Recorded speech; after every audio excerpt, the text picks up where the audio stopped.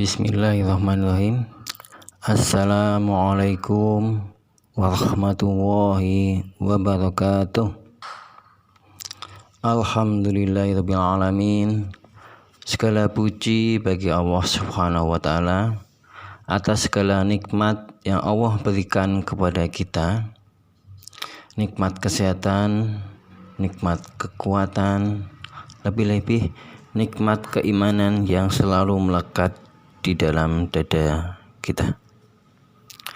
Dan masih banyak lagi nikmat-nikmat lain yang wajib kita syukuri. Baiklah anak-anakku yang soleh dan solehah, pada kesempatan kali ini kita akan belajar bersama. Tema kali ini adalah puasa.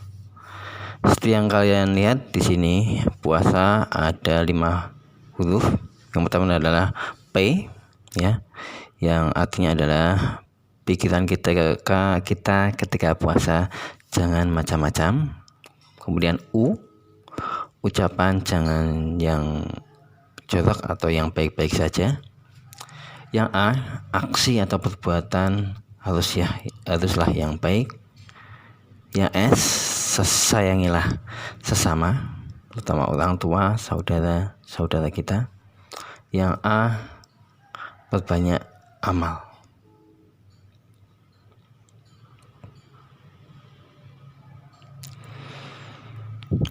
Pengertian puasa atau definisi puasa. Cara bahasa, puasa artinya adalah mencegah atau menahan diri. Dalam hal ini seperti menahan diri dari ingin makan, minum, dan menahan diri dari segala sesuatu yang tidak bermanfaat. Sedangkan secara istilah, puasa adalah menahan diri dari segala sesuatu, baik makan, minum, atau sesuatu yang dapat membatalkannya, mulai dari terbit fajar hingga terbenamnya matahari, dan diawali dengan niat dan syarat-syarat yang telah ditentukan.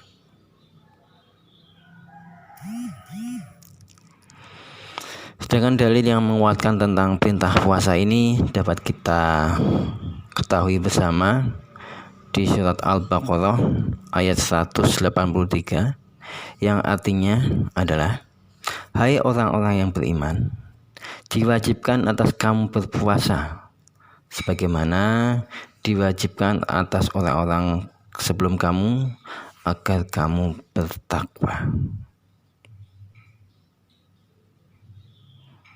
Selanjutnya adalah rukun puasa. Apa itu rukun? Rukun adalah ketentuan yang harus dipenuhi dalam melakukan suatu pekerjaan ataupun ibadah. Dan apabila salah satu rukun ini tidak terpenuhi, maka ibadah itu tidaklah sah. Sedangkan untuk rukun puasa sendiri ada 2. Yang pertama adalah membaca niat. Yang kedua, menahan diri dari segala sesuatu yang dapat membatalkannya, dimulai dari terbit fajar sampai terbenamnya matahari. Sedangkan syarat sah puasa itu ada 4. Yang pertama adalah beragama Islam. Yang kedua, berakhlak sehat. Yang ketiga, sudah balik atau dewasa. Dan yang keempat, mampu menjalankan puasa. Dengan syarat sah puasa, syarat sah puasa bagi seseorang, yang pertama adalah mumayyiz, artinya mempunyai kemampuan membedakan antara yang baik dan yang buruk. Yang kedua, suci dari haid atau nifas, ini khusus bagi wanita. Dan yang ketiga, mengetahui waktu-waktu yang diperbolehkan untuk menjalankan puasa.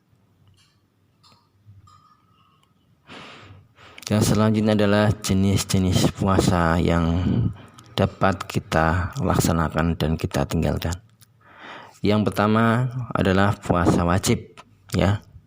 Puasa wajib contohnya adalah puasa di bulan Ramadan, puasa nazar, puasa qadha, dan puasa kafarat. Dengan puasa yang hukumnya sunnah, yang pertama adalah puasa 6 hari di bulan Syawal, puasa hari Arafah yaitu tanggal 9 Dzulhijjah, puasa setiap hari Senin dan Kamis. Dengan puasa yang tidak boleh kita laksanakan yaitu puasa yang hukumnya haram. Contohnya adalah puasa pada hari raya Idul Fitri yaitu 1 Syawal, dan hari haji yaitu pada tanggal 10 Hijriah. Selain itu ada juga puasa yang haram dilaksanakan yaitu puasa pada hari tasyrik yaitu tanggal 11, 12, dan 13 Dzulhijjah. Sekarang kita ke pengertian atau definisi puasa wajib. Apa itu pengertian puasa wajib? Puasa wajib adalah puasa yang harus dijalankan oleh seluruh umat Islam. Jika umat Islam melaksanakannya, maka dia akan mendapatkan pahala. Dan jika dia tidak melakukannya, maka dia akan mendapatkan dosa. Untuk puasa wajib sendiri, untuk kelas 4 ini kita akan pelajari 4 jenis. Yang pertama adalah puasa Ramadan. Ya, puasa Ramadan sudah jelas puasa yang dilaksanakan setiap bulan Ramadan dan wajib dilaksanakan oleh seluruh umat Islam. Yang kedua adalah puasa nazar. Yang ketiga puasa qadha, dan yang terakhir adalah puasa kafarat. Kita ke puasa kafarat dulu. Apa itu puasa kafarat? Puasa kafarat adalah puasa yang wajib dikerjakan karena melanggar suatu aturan yang telah ditentukan. Puasa kafarat wajib dilakukan apabila terjadi hal-hal sebagai berikut. Contohnya, tidak memenuhi nazar, membunuh secara sengaja, berkumpul dengan istri pada siang hari di bulan Ramadan, dan masih banyak lagi. Yang kedua adalah puasa nazar. Adalah puasa yang dilakukan karena mempunyai nazar. Nazar adalah janji kebaikan yang pernah diucapkan karena keinginannya sudah terpenuhi.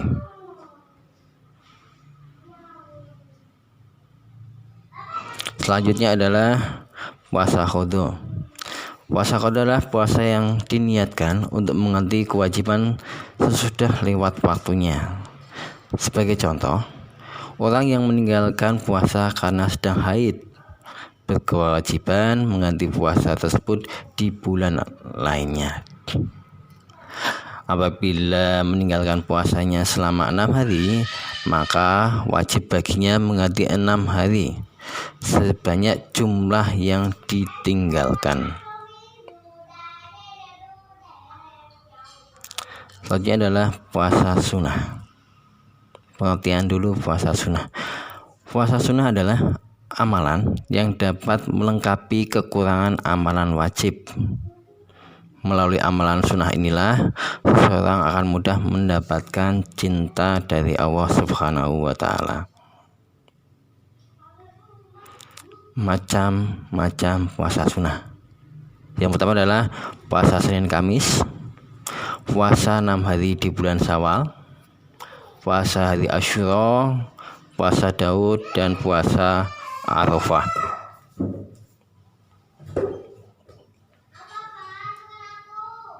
Jenis puasa sunnah tadi udah ya. Sekarang kita ke puasa Senin Kamis ya. Puasa Senin Kamis adalah puasa yang kita laksanakan setiap hari Senin dan Kamis. Keutamaannya puasa Senin Kamis diantaranya adalah pada hari itu dibuka pintu-pintu surga. Yang kedua, Senin merupakan hari kelahiran Nabi Muhammad. Yang ketiga, amalan manusia akan diangkat dan diperiksa di hadapan Allah.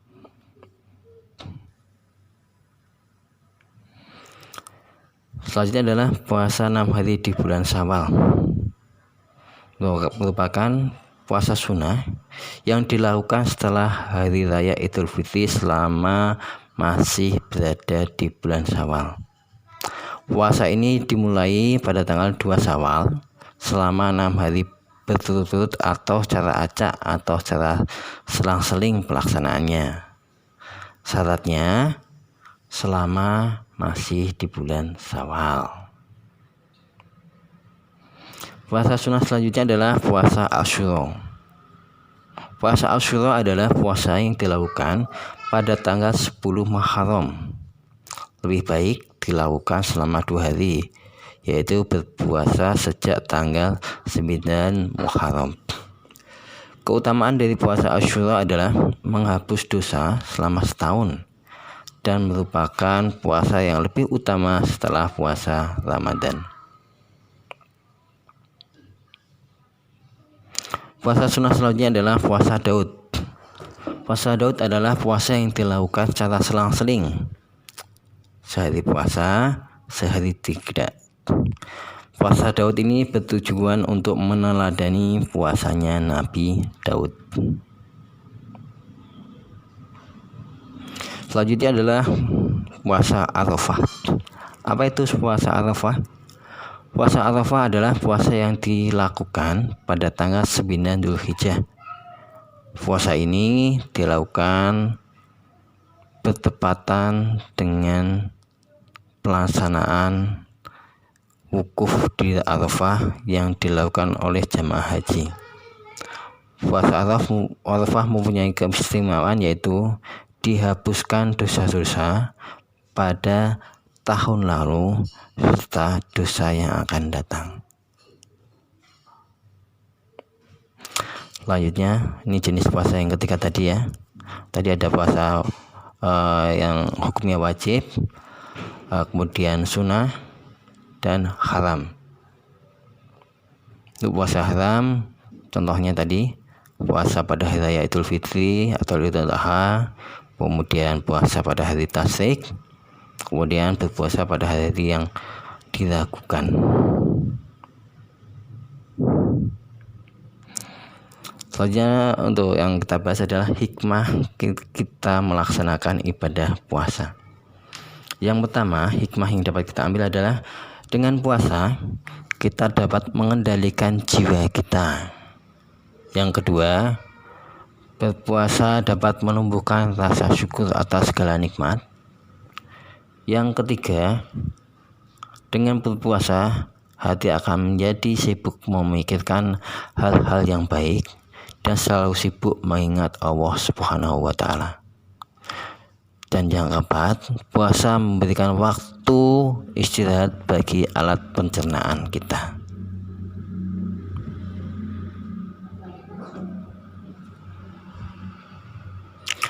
Hal yang disunahkan dalam puasa. Yang pertama adalah mempercepat berbuka puasa. Yang kedua, sahur hanya dengan meneguk air. Selanjutnya adalah menjalankan sholat tarawih dan sholat witir. Berbuka dengan kurma atau makanan atau minuman yang manis. Mengakhiri sahur kira-kira 15 menit sebelum fajar. Selanjutnya adalah disunahkan membaca doa untuk berpuasa, memperbanyak membaca Al-Quran, kemudian iktikaf, memberi buka pada orang yang berpuasa, dan bersungguh-sungguh meninggalkan ibadah 10 terakhir di bulan Ramadan. Ini biasanya kita lakukan di bulan Ramadan seringnya. Yang diperkenankan tidak melaksanakan ibadah puasa. Jadi dalam puasa ini ada yang mendapat rukhsah atau keringanan. Yang pertama adalah orang yang usianya sudah lanjut, ya, atau orang yang sakitnya berkepanjangan. Yang kedua adalah orang yang sedang menderita sakit. Yang ketiga, musafir atau orang yang sedang melakukan perjalanan jauh. Sedangkan yang keempat, wanita yang sedang hamil atau menyusui.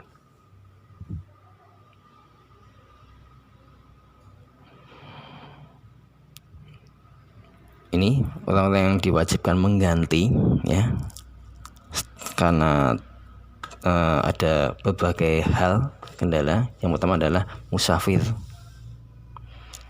orang yang haid atau nifas, wanita hamil, orang yang pingsan, wanita menyusui, orang yang sakit hanya sementara dan kemungkinan ada yang sembuh, ya.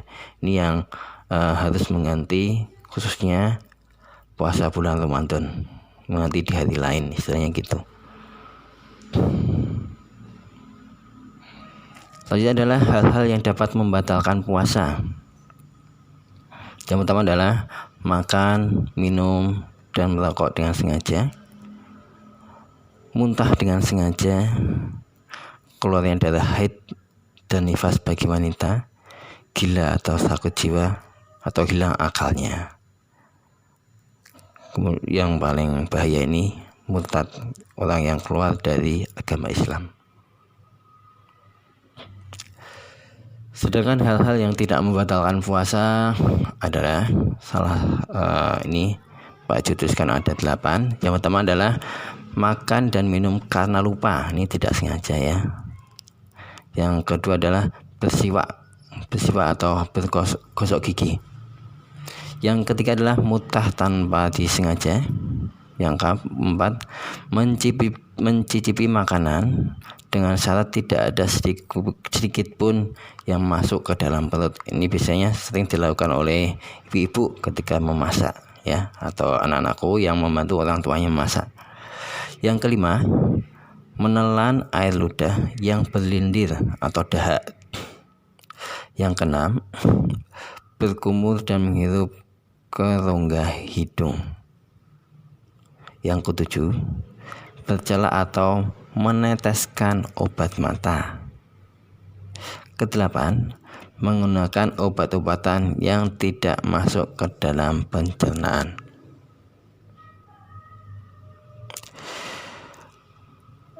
Ini adalah perbedaan niat antara puasa wajib dan puasa sunnah. Ya, ini kita fokus ke puasa wajib dan puasa sunnah dulu.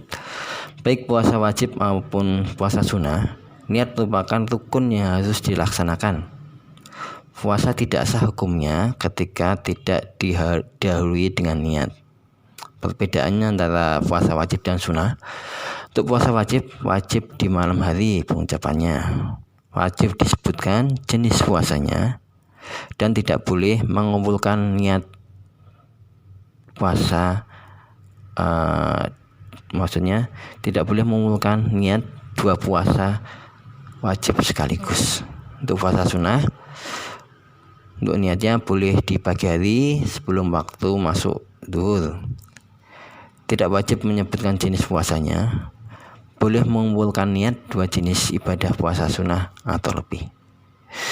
Sekian dari Baju.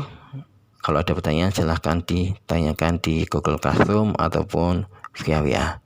Sekian, wassalamualaikum warahmatullahi wabarakatuh.